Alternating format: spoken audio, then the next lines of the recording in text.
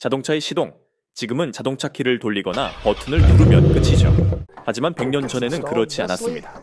초창기 자동차는 엔진에 크랭크 핸들이라는 쇠막대기를 꽂고 사람이 힘으로 돌려야만 시동이 걸렸습니다.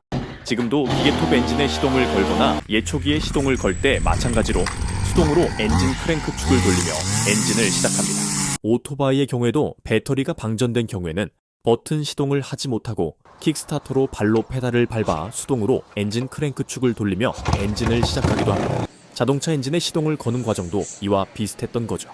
하지만 운전을 할 때마다 차에서 내려 엔진 크랭크 축을 수동으로 돌려 시동을 건다는 건 생각만 해도 참 불편한 일이죠. 이런 이유로 1911년에 미국에서 전기식 스타팅 모터가 개발됩니다. 사람이 수동으로 엔진 크랭크 축을 돌리면서 시동을 거는 게 아니라 배터리에서 전기를 공급받는 스타팅 모터가 엔진 크랭크 축을 돌리는 것이었죠. 이는 캐딜락 모델 30에 세계 최초로 장착되며 상용화되었습니다. 사람이 힘을 쓰지 않아도 스타팅 모터로 엔진이 부드럽게 걸리는 경험은 당시 사람들에게 마법과도 같았을 겁니다. 스타팅 모터의 등장은 단순히 편리한 걸 넘어 자동차를 남성들의 장난감 수준에서 벗어나 누구나 사용할 수 있는 교통수단으로 거듭났는데 큰 역할을 했습니다.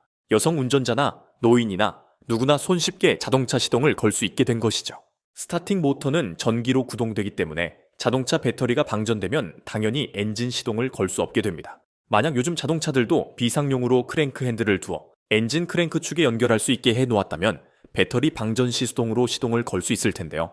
사실 그렇게는 하지 않고 보통 보험사 긴급 출동 서비스를 부르게 됩니다.